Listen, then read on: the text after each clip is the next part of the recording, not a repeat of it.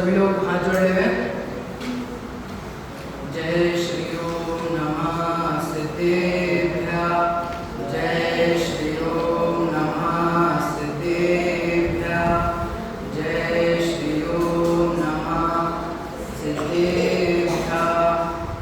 नमो अरहन्ताणं, नमो सिद्धाणं, नमो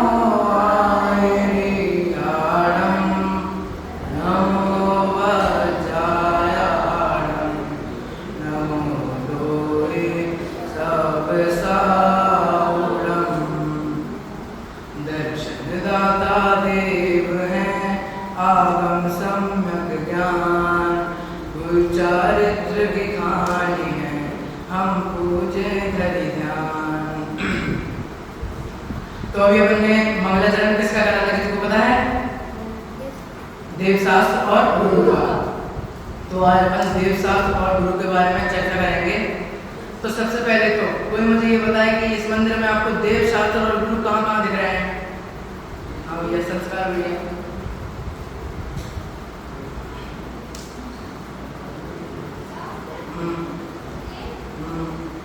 हाँ, तो उन्होंने बताया कि यहाँ पर देव दिख रहे हैं, वहाँ पीछे बहुत सारे शास्त्र रखे हुए हैं और ये मुनिराज हैं हमारे, यानी कि गुरु हैं। तो उन्होंने अभी कैसे बताया? सही बताया कि नहीं? अरे हाँ जी कि ना जी? हाँ, तो उन्होंने सही बताया। बैठो। तो उन्होंने कैसे बताया कि यहाँ पर एक प्रतिमा रखी हुई है, यानी कि ये देव हो गए। वहाँ पर एक पुस्तकें रखी हुई हैं बहुत सारी, जिन पर अच्छा अच्छा कवर लिखा है और उनके ऊपर लिख दिया समय सार जी, तो वो शास्त्र हो गए। और यहाँ पर फोटो लगी है कि एक नग्न व्यक्ति यहाँ पर बैठे हुए हैं, तो वो मुनिराज हो गए। क्या इतना ही होता है देवशास्त्र गुरु का स्वरूप? इतना ही होता है। तो सबसे पहली बात तो ये है कि हमें देवशास्त्र और गुरु का स्वरूप क्यों पहचानना चाहिए? क्योंकि देवशास्त्र और गुरु का स्वरूप जब तक हम नहीं जानेंगे, तब तक देवशास्त्र गुरु की सच्ची पहचान भी नहीं कर पाएंगे। क्योंकि जैसे इन्हें देखा कि एक प्रतिमा है तो ये देव हो गए। अब क्या चिनाने के अलावा कोई भी मंदिर में चले जाएंगे, वहाँ किसी की प्रतिमा दिख जाएगी तो क्या अपन उसको देव मान लेंगे? नहीं मानेंगे। क्या कोई भी अपन को ऐसी पुस्तक दिख जाएगी जिस पर अच्छा अच्छा कवर चढ़ा है, जिस पर अच्छे से नाम लिखा है, तो क्या वो शास्त्र हो जाएगा? और क्या कोई भी नग्न व्यक्ति को अपन देखेंगे तो ये मान लेंगे कि ये मुनिराज है? नहीं मानेंगे ना। तो उसके लिए अपन को देवशास्त्र गुरु की सच्ची पहचान के लिए देवशास्त्र गुरु का स्वरूप जानना आवश्यक है। ये तो हुआ पहला पॉइंट, समझ में आया सबको? उसके बाद दूसरा पॉइंट ये कि हमें देवशास्त्र गुरु का स्वरूप इसलिए जानना चाहिए क्योंकि मोक्ष मार्ग प्रकाशक का पहला सूत्र क्या है? एक साथ बोलेंगे सब लोग, सम्यक दर्शन ज्ञान चारित्राणि मोक्ष मार्ग। एक बार सब एक साथ बोलेंगे। हाँ, और इसका अर्थ क्या है कि सम्यक दर्शन, सम्यक ज्ञान और सम्यक चारित्र की एकता ही मोक्ष मार्ग है। समझ में आया सबको? तो जितनी महिमा सम्यक ज्ञान की है, सम्यक चारित्र की है, उतनी सम्यक दर्शन की भी तो है। और सम्यक दर्शन कैसे प्राप्त होता है? सम्यक दर्शन की परिभाषा छेड़ाला जी में लिखी हुई है। 4 परिभाषा लिखी हुई है, जिनमें से पहली परिभाषा क्या बताते हैं कि देवशास्त्र गुरु के सच्चे श्रद्धांत से ही सम्यक दर्शन होता है। पढ़िए सबने छेड़ाला। तो उसमें पहली बार परिभाषा क्या बताएंगे ना कि देवशास्त्र गुरु के सच्चे श्रद्धांत से ही सम्यक दर्शन होता है। ये हो गई। तो 2 पॉइंट समझ में आए।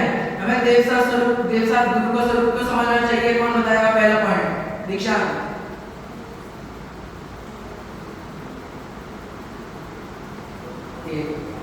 सुनो भैया, देवशास्त्र गुरु का स्वरूप हमें क्यों जानना जरूरी है? पहला पॉइंट क्या बताया था? पर भैया हाँ, कि उनकी सच्ची पहचान के लिए, कि ताकि हम किसी भी प्रतिमा को देव ना कहते हैं, किसी भी पुस्तक को शास्त्र ना कहते हैं और किसी भी नग्न व्यक्ति को मुनिराज ना कहते हैं। और दूसरा कि जिससे सम्यक दर्शन होता है हमें सच्चे देवशास्त्र गुरु के श्रद्धा से। समझ में आया सबको? अब चलिए, ये तो हो गई कॉमन बात। अब हम देवशास्त्र गुरु को अलग अलग तरीके से समझेंगे। तो रत्नकरण श्रवकार जी में ऐसा लिखा हुआ है देव के स्वरूप के लिए, आप तेनो छिन्न दोषेण सर्वज्ञेन गमेशेन भवितव्यं नियोगेन नान्यथा हक्तता भवेत्। तो इसमें पहला शब्द क्या आया? आप तेनो छिन्न दोषेण। आप तो किसके लिए प्रयोग किया गया यहाँ पर? भगवान के लिए। किसके लिए?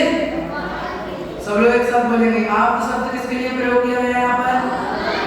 भगवान के लिए। भगवान यानी कौन? सच्चे देव। तो सच्चे देव के लिए यहाँ पर आप शब्द का प्रयोग किया गया है। आपके नोचिंत दोषेण, आपके नोचिंत दोषेण का अर्थ है कि जो दोषों से रहित हो। कितने दोष होते हैं? 18 दोष होते हैं। क्षुधा, दशा आदि 18 दोष। उन दोषों से जो रहित होता है उसे सच्चा देव कहने में यहाँ पर आया है। पहला पॉइंट तो ये हो गया। कौन बोलेगा पहला पॉइंट? हाँ, हेमा बोलिए। जो दोषों से रहित होते हैं वो सच्चे देव। हाँ, और दोष कितने होते हैं? हाँ, क्षुधा, दशा आदि 18 दोषों से जो रहित होते हैं उन्हें सच्चा देव यहाँ पर कहने में आएगा। ये हुआ पहला पॉइंट। आपते नोचन दोषेण सर्वज्ञेन गमेशेन। इसका दूसरी लाइन का ये है कि जिनमें ये तीन लक्षण पाए जाते हैं। कौन कौन से? वीतरागता, सर्वज्ञता और वीतरागता, सर्वज्ञता और हितोपदेशता। ऐसे तीन लक्षण जिनमें पाए जाते हैं उन्हें क्या कहते हैं? अपन सच्चे देव कहते हैं। 2 पॉइंट सबको अच्छे से समझ में आए? कौन बोलेगा 2 पॉइंट? हाँ, मोक्षित।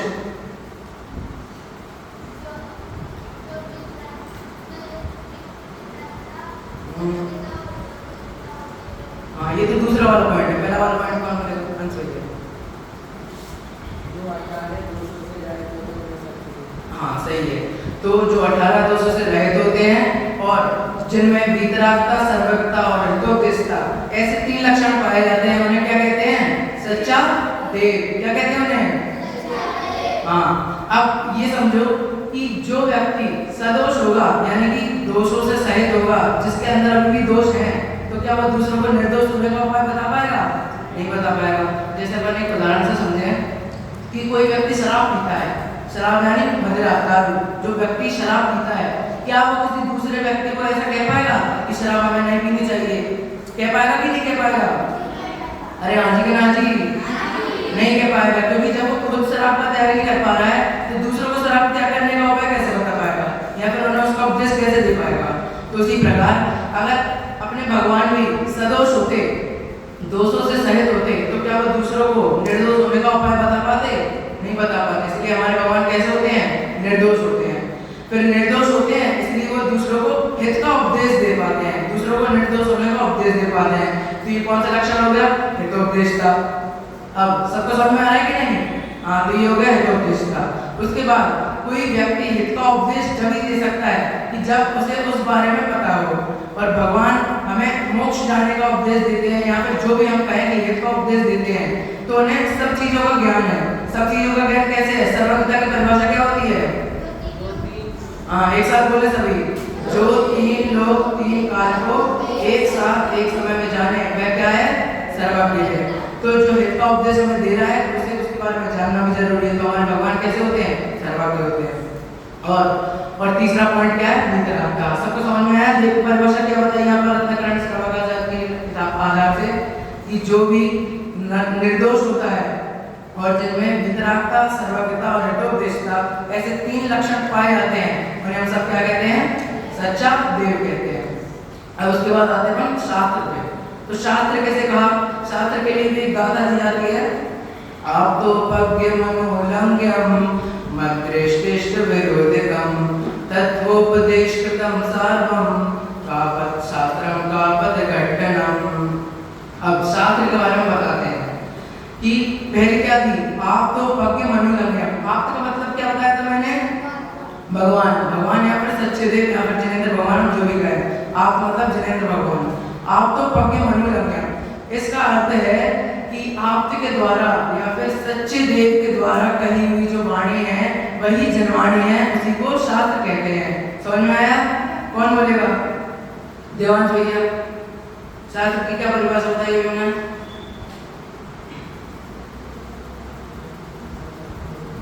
तपेश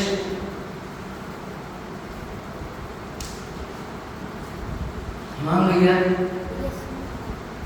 एक बार फिर से मैं बता देता हूँ। जिनेंद्र भगवान के द्वारा बताई गई वाणी क्या है? क्या है? सच्ची वाणी नहीं है। मतलब सच्ची वाणी तो है पर जिनेंद्र भगवान के द्वारा बताई गई वाणी को हम कहते क्या है? शास्त्र कहे या फिर जनवाणी कहे, दोनों एक ही बात है। जनवाणी किसे कहते हैं? हाँ, सबको समझ में आ गया? याद हो गया सभी को? ऋषभ भैया, शास्त्र की परिभाषा। हाँ, जिनेंद्र भगवान के द्वारा, हाँ, जिनेंद्र भगवान के द्वारा बताई गई वाणी क्या है? जिनवाणी है, यहाँ पर शास्त्र है। आप तो पज्ञ मनोलंघ्य, उसके आगे क्या बताते हैं? मत विरोधिका। इसका अर्थ क्या है कि शास्त्र में कोई भी ऐसी बात नहीं लिखी होती है, कोई भी ऐसी बात नहीं लिखी होती है कि जिसका कोई भी वादी या प्रतिवादी विरोध कर सके या फिर उसको गलत साबित कर सके। पहली बात तो भगवान जो वाणी देते हैं उसमें कोई भी ऐसा होता ही नहीं है कि कोई उसका विरोध कर सके या फिर उसको गलत साबित कर सके। और जैसा कि बताया कि भगवान की जो वाणी है वही जनवाणी है, तो जनवाणी का कोई विरोध कर सकता है क्या? नहीं कर सकता है। कोई गलत साबित कर पाएगा? नहीं कर पाएगा। तो दूसरा पॉइंट क्या बताया कि जनवाणी में जो बताया गया है उसका कभी कोई विरोध नहीं कर सकता है, उसको कोई गलत साबित नहीं कर सकता है। और अगर हम और बताएं तो उसमें ऐसी कोई बात नहीं लिखी होती है कि जिससे राग द्वेष का पोषण हो, राग द्वेष का पोषण हो, ऐसी कोई भी बात जनवाणी में नहीं लिखी जाती है। 3 पॉइंट बताए। अब उसके आगे आप तो पज्ञ मनोलंघ्यम मध्य इष्ट विरोधकम तत्वोपदेश कृतम सारकम। इसका अर्थ क्या है कि जनवाणी में तत्व का यथार्थ अर्थ लिखा जाता है, उसका यथार्थ अर्थ बताया जाता है। 4 पॉइंट बता दिए मैंने आपको। फिर 5वां तत्वोपदेश कृतम सारवम शास्त्रम तावत घटनम। और शास्त्र में ऐसी बातें लिखी होती हैं कि जिससे कोई भी जीवन में पढ़ता है तो उसके अंदर जो मिथ्यात्व होता है वो धीरे धीरे कम हो जाता है, क्योंकि भगवान कैसी बात बताते हैं कि जिससे हमें क्या मिलता है? मोक्ष सुख मिलता है। मिलता है कि नहीं? हाँ, तो भगवान ऐसी बात बताते हैं कि जिससे हमें मोक्ष सुख की प्राप्ति होती है। और मोक्ष सुख कैसे प्राप्त होता है? हाँ, सम्यक दर्शन, सम्यक ज्ञान और सम्यक चारित्र से। मतलब एक शब्द में कहें तो सम्यक से मोक्ष की प्राप्ति होती है।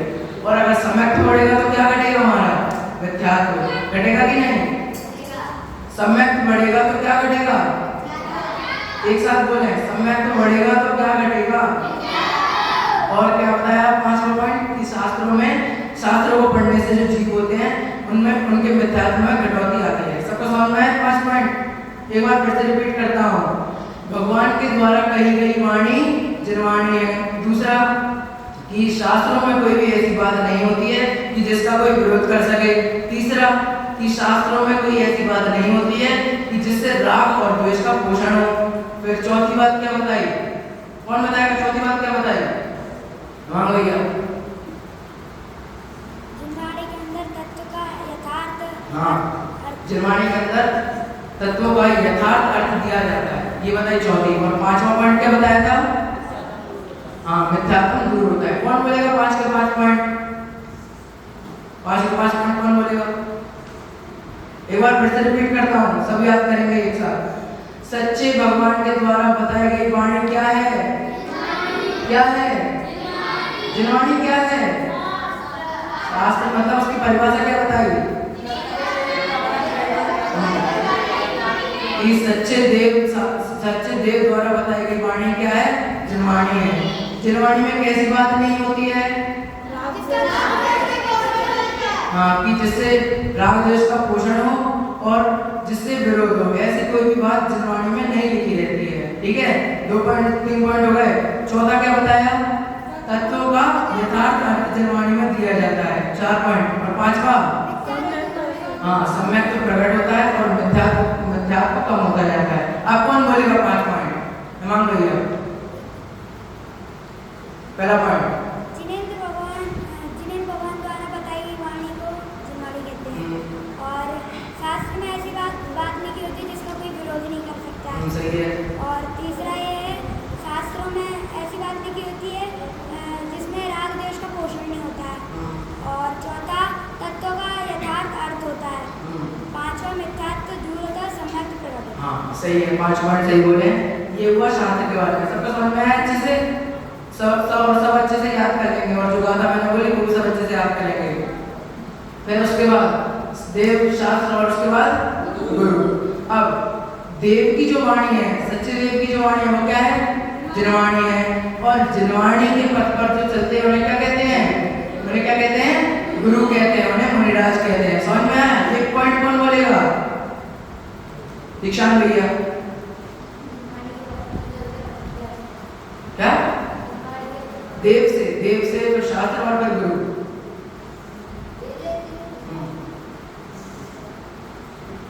शुरू भैया एक बार फिर से रिपीट करना। देव और शास्त्र और गुरु, क्या बताया मैंने अभी उसके बारे में?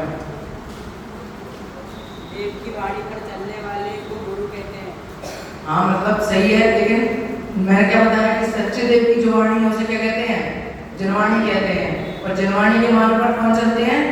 गुरु चलते हैं। अब रत्नाकर श्रावकाचार्य जी के आधार से पढ़ते हैं।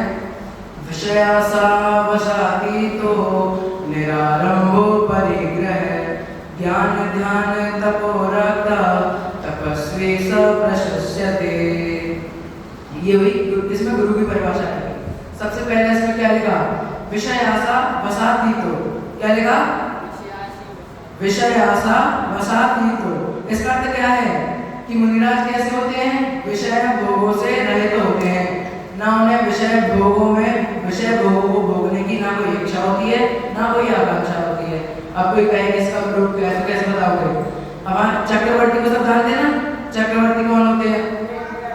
चक्रवर्ती कितने घंटों का राजा होता है? 6 घंटों का अधिपति होता है चक्रवर्ती। और चक्रवर्ती के पास आप बताओ किस चीज की कमी होती है? इतना रुपया पैसा, इतनी घोड़े गाड़ी, सब चीजें उनके पास होती है। 96,000 रानियां, एक कोई ऐसी चीज बताओ उनके पास कमी हो उस चीज की?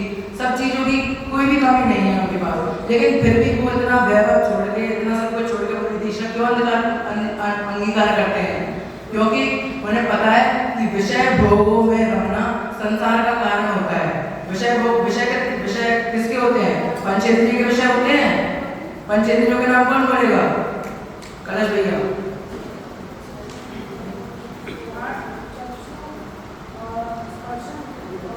क्रम से शुभ भैया। स्पर्शन, सब रिपीट करेंगे मेरे साथ। स्पर्शन, रसना, घ्राण, चक्षु और कलन। ठीक है, समझ में आया सबको? तो ये होते हैं पंचेंद्रिय और इन पंचेंद्रियों के होते हैं विषय। तो इन पंचेंद्रियों के विषय भोगों में जो नहीं रहना चाहते हैं वही मोक्ष जाते हैं। और मोक्ष जाने के लिए वो क्या अंगीकार करते हैं? मुनि दीक्षा अंगीकार करते हैं। तो इससे ये पता चलता है कि जो मुनिराज होते हैं हमारे, वो विषय भोगों से रहित होते हैं। ना उन्हें पाने की उन्हें कोई इच्छा या आकांक्षा होती है। विषय आशा वसातीतो निरारंभो परिग्रह। दूसरी लाइन का अर्थ क्या है? कि वे आरंभ और परिग्रह से क्या होते हैं? रहित होते हैं। परिग्रह मतलब तो सबको पता ही होगा, पता है कि नहीं? परिग्रह मतलब क्या होता है? शुद्ध भैया।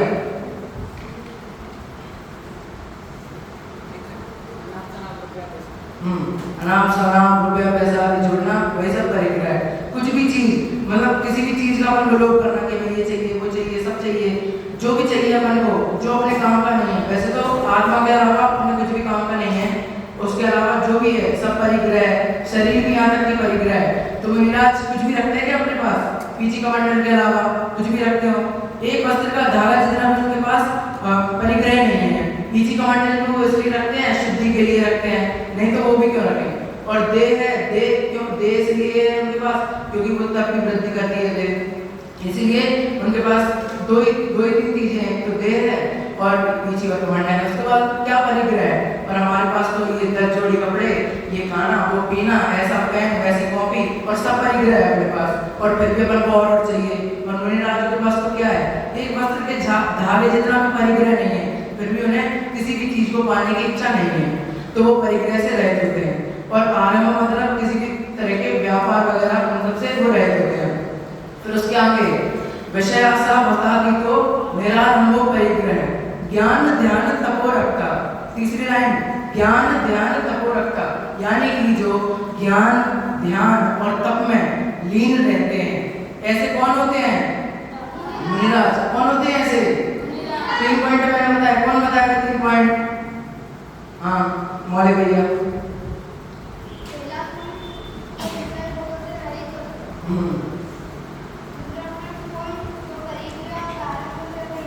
सही है